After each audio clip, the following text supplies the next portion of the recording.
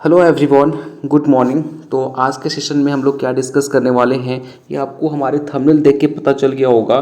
तो देखिए फ्रेंड्स, आज का सेशन आप लास्ट तक देखना, आपको बहुत कुछ सीखने को मिलेगा कि स्टेट एग्ज़ाम का जो अप्रोच होता है वो कहीं ना कहीं सेंट्रल एग्ज़ाम से अलग होता है ना। आप अगर सेंट्रल एग्ज़ाम की तैयारी कर रहे हो और सोच रहे हो कि नहीं स्टेट एग्ज़ाम भी मेरा क्वालिफाई हो जाएगा, तो आप थोड़ा सा मतलब गलत डायरेक्शन में जा रहे हो, क्योंकि स्टेट एग्ज़ाम और सेंट्रल एग्ज़ाम का जो एग्ज़ाम पैटर्न होता है वो काफ़ी ज़्यादा डिफरेंस होता है। ठीक है, तो आज के सेशन में हम यही समझेंगे कि स्टेट एग्ज़ाम का जो तैयारी होता है उसका अप्रोच क्या होना चाहिए, और साथ में जो आपके सेंट्रल एग्ज़ाम होते हैं उनका अप्रोच क्या होना चाहिए। ठीक है, बट ज़्यादा फोकस हम रखेंगे आज स्टेट एग्ज़ाम के ऊपर, और सेंट्रल एग्ज़ाम का हम कभी और बना देंगे इस पर वीडियो।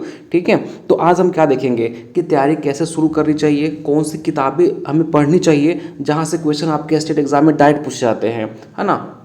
साथ में अगर आप कॉलेज में पढ़ रहे हो, चाहे बीएससी कर रहे हैं, एमएससी कर रहे हैं, तो फिर आप वहाँ पे किस तरह से आप टाइम निकाल सकते हो प्रिपरेशन करने के लिए। और फिर उसके बाद भाई स्टेट एग्ज़ाम टफ होता है या फिर सेंट्रल एग्ज़ाम, जो कि हर एक स्टूडेंट के माइंड में आता है कि सेंट्रल एग्ज़ाम डिफ़िकल्ट है या स्टेट एग्ज़ाम डिफ़िकल्ट है। तो ये सारे बातें पे हम आज डिस्कस करने वाले हैं। और आपको पता है ये टॉपिक मैं क्यों लेके आया हूँ, क्योंकि रिसेंट में आप देखे होंगे कि हमारे जो स्टेट है वो काफ़ी अच्छी वैकेंसियाँ दे रही है।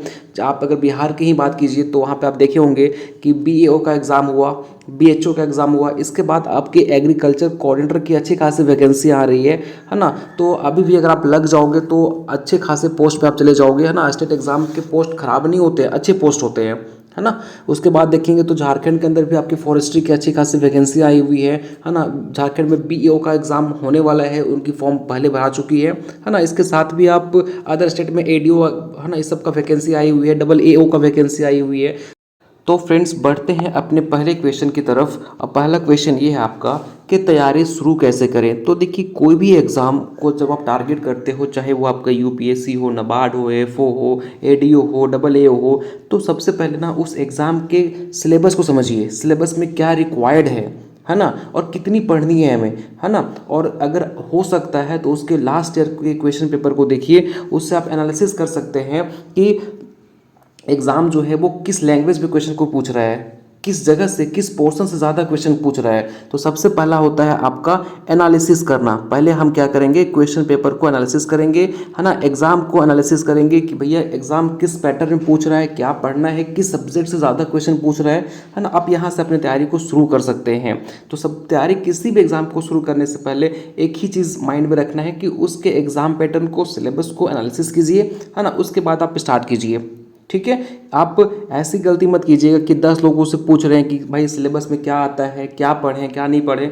तो ये चीज़ें आपको 10 लोग 10 बात बताएंगे, तो आप यहाँ पे जाके आप खुद को डिस्ट्रैक्ट मत करो। बस आप उसके एग्ज़ाम पैटर्न को, सिलेबस को देखिए और एनालिसिस कीजिए कि हाँ ये पढ़ना है, ये छोड़ना है, इस लैंग्वेज में क्वेश्चन पूछ रहा है। ये आपको सारा चीज़ पता चल जाएगा लास्ट के क्वेश्चन पेपर को देखने से।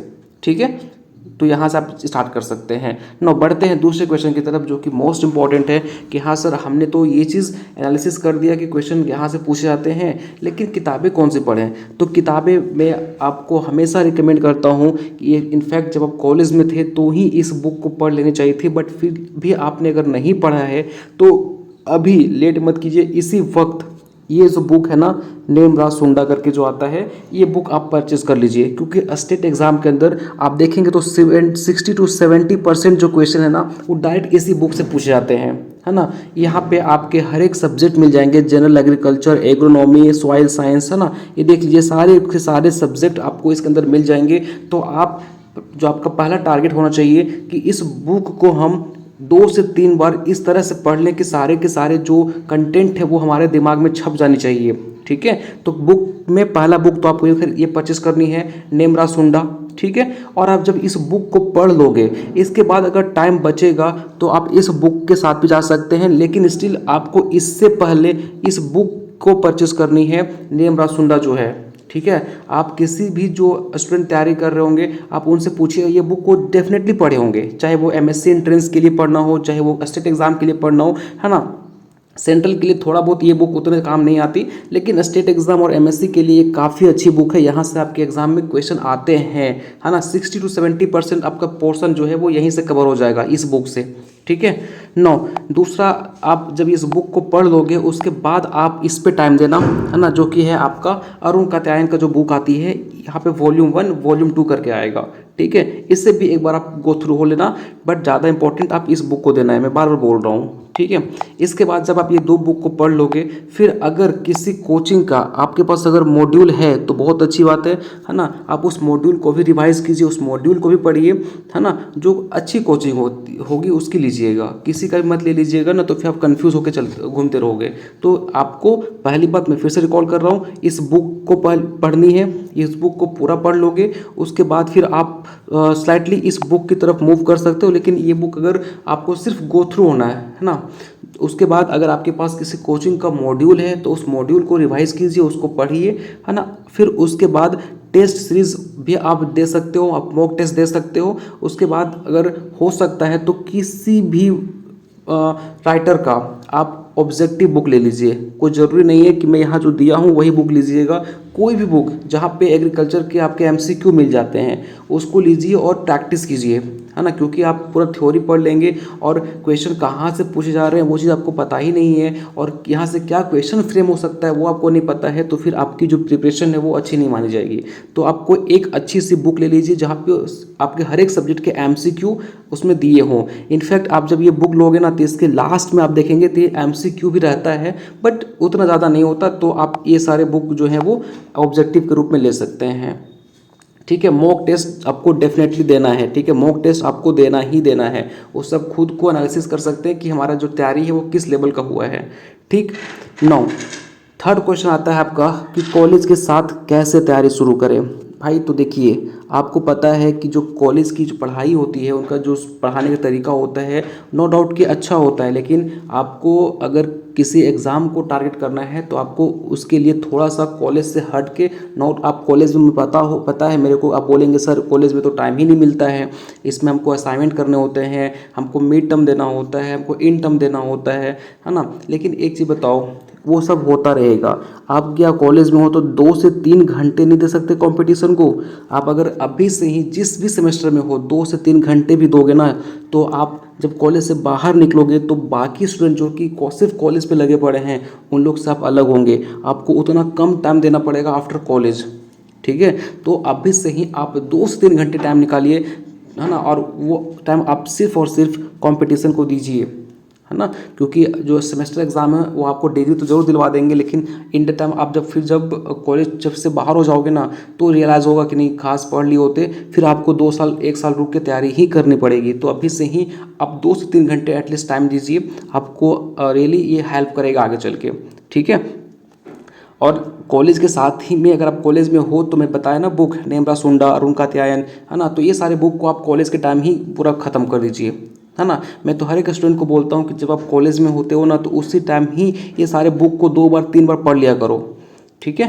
9, अब लास्ट क्वेश्चन पे आते हैं कि सर सेंट्रल एग्ज़ाम हार्ड होता है या स्टेट एग्ज़ाम हार्ड होता है, ये आपके मन में क्वेश्चन आता है। देखिए, हार्ड अगर आप नहीं पढ़े ना तो आपको कोई भी एग्ज़ाम हार्ड लगेगा, चाहे आप अभी सेमेस्टर में ही हो ना, तो अभी आप अगर नहीं पढ़ के जाओगे तो सेमेस्टर एग्ज़ाम भी आपको हार्ड लगेंगे। तो ये चीज़ तो माइंड में लाना ही मत कि सर हार्ड होता है, हार्ड कुछ भी नहीं होता है। वो डिपेंड करता है कि आप कितना ज़्यादा टाइम उसको दिए हो, कितना ज़्यादा उसके लिए आप एफर्ट किए हो। एफर्ट करोगे भाई तो देखोगे तो आप जैसा इंसान ही एग्ज़ाम क्वालिफाई करता है ना, तो कहीं ना कहीं वो भी स्टार्ट किया होगा 0 लेवल से, तो आप भी स्टार्ट कीजिए, है ना। रही बात कि भाई दोनों में कंपैरिजन की, तो दोनों एग्ज़ाम अपने आप में बेस्ट होते हैं, कोई एग्ज़ाम ख़राब नहीं होता। ठीक है, हाँ, थोड़ा बहुत क्वेश्चन पूछने का तरीका थोड़ा अलग हो जाता है कि सेंट्रल एग्ज़ाम आपको थोड़ा सा क्वेश्चन डीपली पूछता है, इनका क्वेश्चन का लैंग्वेज थोड़ा सा ये घुमा के मॉडिफाई करके पूछते हैं, क्योंकि सेंट्रल एग्ज़ाम है अपने आप में, है ना। स्टेट एग्ज़ाम थोड़ा सा जो क्वेश्चन का लैंग्वेज होता है वो उतना ज़्यादा डिफिकल्ट नहीं होता, आप वन लाइनर बोल सकते हो, वहाँ से क्वेश्चन यहाँ पे आते हैं। ठीक है, तो ये था कॉमन डिफरेंस। और भाई आप टारगेट इसको भी करके चल रहे हो तो वो भी सही है, लेकिन ऐसा मत करना कि सेंट्रल एग्जाम को टारगेट करके चल रहे हो तो स्टेट को एकदम छोड़ दिए, नहीं, ऐसा मत करना। अगर निकल रहा है आपके स्टेट में अगर वैकेंसी निकल रही है तो फॉर्म भरिए, डेफिनेटली एग्जाम दीजिए, है ना, इनके भी पोस्ट अच्छे होते हैं। चलिए फिर मिलते हैं नेक्स्ट वीडियो में। Thank you so much. और अगर आपके मन में कोई भी डाउट है तो आप हमारे कमेंट सेक्शन में पूछ सकते हो, और अगर आपने अभी तक हमारे टेलीग्राम ग्रुप को ज्वाइन नहीं किया है तो लिंक डिस्क्रिप्शन बॉक्स में गिवन है, आप उससे ज्वाइन कर सकते हैं। और फ्रेंड्स आपको बता दूं कि फ़िलहाल नेक्स्ट मंथ से मैं एक फाउंडेशन बैच लेके आ रहा हूँ पूरा एग्रीकल्चर की, जहाँ पे हम एग्रीकल्चर के एकदम जीरो लेवल से स्टार्ट करेंगे कि एग्रीकल्चर हमारे अस्तित्व में कैसे आया, इकोनॉमी कैसे आया, मतलब होता है ना कि एकदम जीरो लेवल से स्टार्ट करेंगे और पूरे हम सिलेबस को कवर करेंगे। ठीक है, वो पूरा का पूरा आपका फ्री ऑफ कॉस्ट होगा। इनके नोट्स वगैरह सारे जो होंगे वो हमें आप मैं आपको टेलीग्राम ग्रुप पे ही प्रोवाइड कर दूंगा, तो उससे आप जाके डेफिनेटली ज्वाइन कर लीजिए, है ना। मिलते हैं नेक्स्ट वीडियो में। Thank you so much.